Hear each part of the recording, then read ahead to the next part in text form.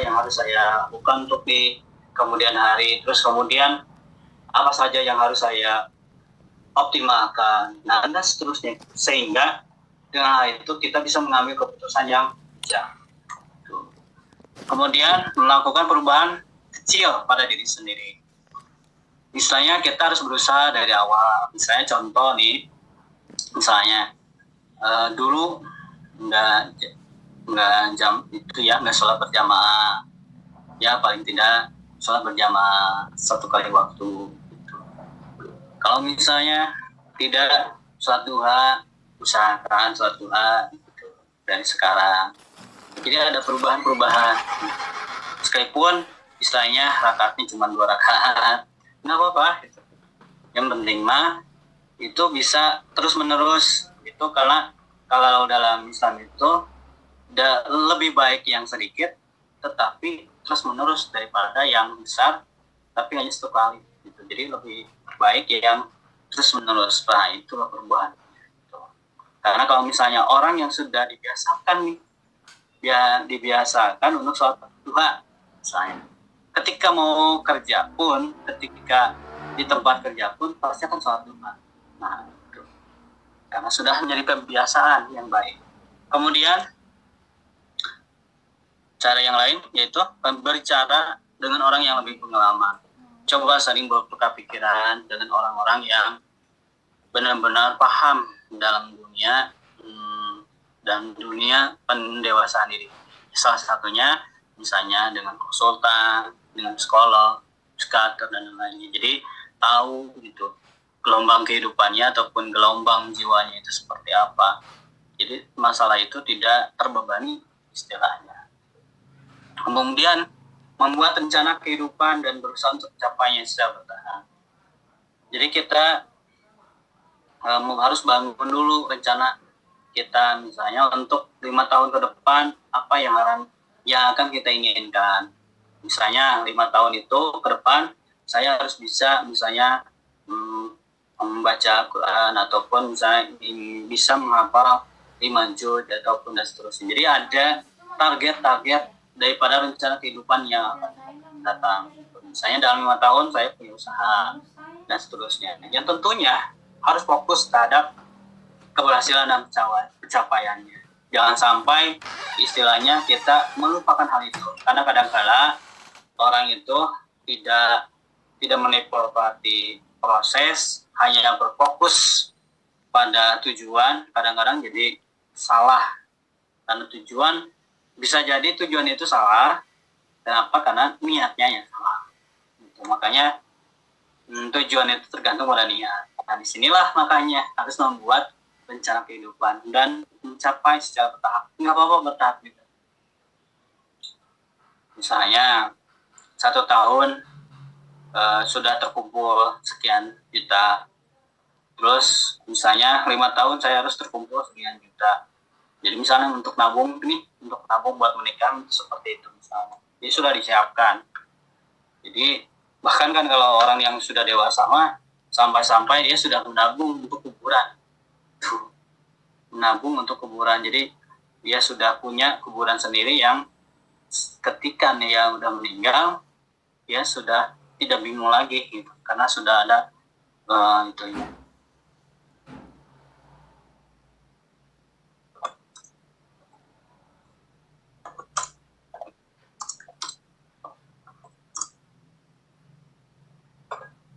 Nah itu seperti itu. Terus kemudian selanjutnya meningkatkan rasa percaya diri dan mengembangkan sikap yang positif dalam hidup. Nah, jadi orang yang dewasa itu biasanya sikap hidupnya akan berbeda. Sikap hidupnya akan lebih tenang, tidak panikan, sabar. Gitu. Ada istilah begini, sudah diledekin orang, udah dicaci orang, terus kemudian dia itu tiba-tiba berhasil, tapi orang yang mencaci dia berikan sesuatu gitu. Loh kok aneh? Karena orang yang dewasa itu menganggap bahwa orang yang telah meremehkan dia itu sama saja sudah memberikan motivasi terhadap dia sehingga dia bisa percaya diri. Nah, ini yang disebut dengan top market top.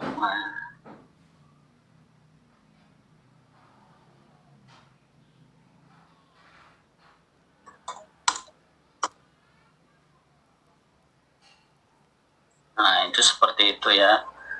Kemudian selanjutnya masih ada materi 7 ya, terapi pengendalian ego. Pengendalian ego yaitu bagaimana kita bisa memahami, mengendalikan ego tersendiri gitu. Tujuannya biasanya untuk membantu individu untuk mengatasi perasaan tidak aman, kecemasan, dan revisi yang terkait yang biasanya tidak terkendali oleh egonya. Pertama, yaitu bisa menggunakan mindfulness. Artinya mindfulness itu adalah media teknik daripada terapi dengan cara yaitu kita harus bisa mengubah fokusnya dari masa lalu ke masa depan dan saat ini. Itu. Individu tersebut dapat meningkatkan kesadaran yang mengenai pembicaraan dan memberikan muncul dari ego. Misalnya contoh gini, jadi kita itu masa lalu dan masa depan kita harus istilahnya sesuai dengan masa yang sekarang. Jangan sampai kita telah menuntut. Bisa contoh, misalnya kita di masa lalu misalnya ada trauma. Nah, trauma itu jangan sampai dijadikan sebagai penghalang atau penghambat. Karena kebanyakan orang, trauma itu menjadi penghambat. Gitu. Karena trauma tersebut dia tidak diatasi. Tidak diatasnya bagaimana? Dia tidak ingin memperbaiki dirinya. Sehingga dia merusak masa depan. Gitu. Jadi, yang paling dominan untuk mengubah hal itu adalah masa saat ini. Kita jalani aja, kita perbaiki segala kekurangan-kekurangan yang ada, kita syukuri yang sudah ada. Kalau misalnya perlu tingkatkan. Kalau misalnya perlu diperbarui ataupun perlu perubahan ataupun perlu diperbaiki. Jadi kita jangan sampai istilahnya terlalu terpaku pada masa lalu maupun masa depan. Kita harus bisa berfokus pada masa saat ini. Kemudian kita harus membiasakan untuk bersedekah. Gitu. Misalnya ketika ada orang lain, misalnya ketika ada orang lain yang istilahnya orang lain itu mengalami kesulitan, ya paling tidak kita kasih itu sebisa mungkin. Itu ada yang minta makan, ya kasih makan. Minta ini, kasih gitu. Secara tidak langsung orang yang sudah dermawan ataupun yang sering bersedekah, tidak langsung dia sudah membahagiakan dirinya sendiri sekaligus membahagiakan orang lain. Itu double pahalanya, sehingga egonya itu akan berkurang nantinya.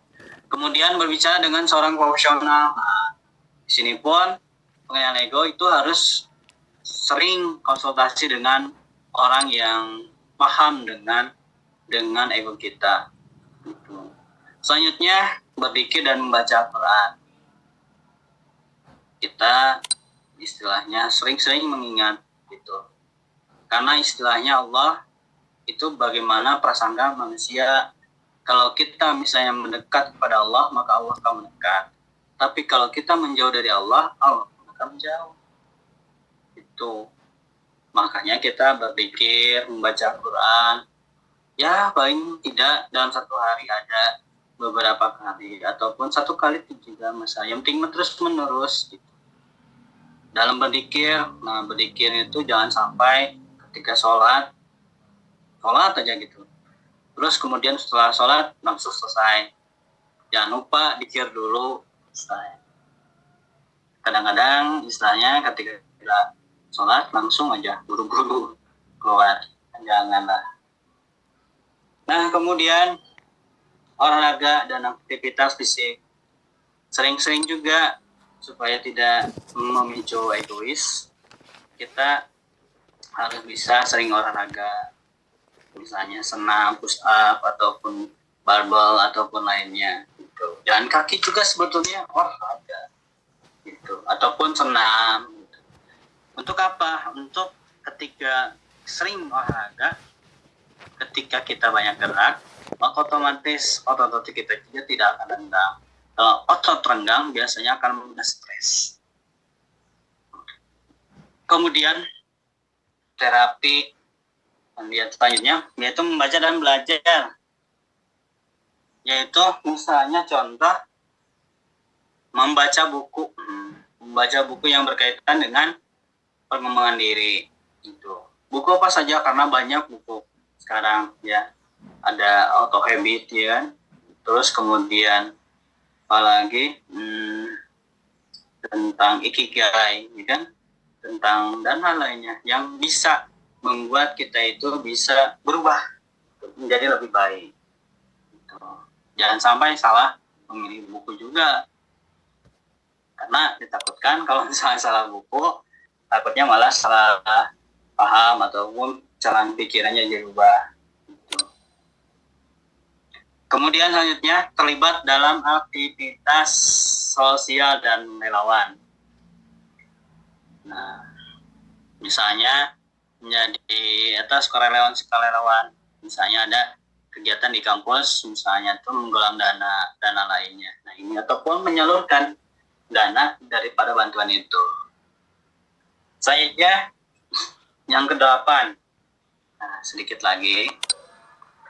Yang ke-8 yaitu proses pendewasaan diri, ada pembawaan diri yang terus-menerus dan dapat membantu seorang mencapai kematangan dan kedewasaan dalam hidupnya. Artinya konsisten pendewasaan itu terus-menerus. Artinya mau usia nanti 40 tahun kita terus meningkatkan diri. Upgrade. Istilahnya jangan sampai mudah puas. Saya mudah puas dengan ilmunya sendiri. Soalnya saya ngalami sendiri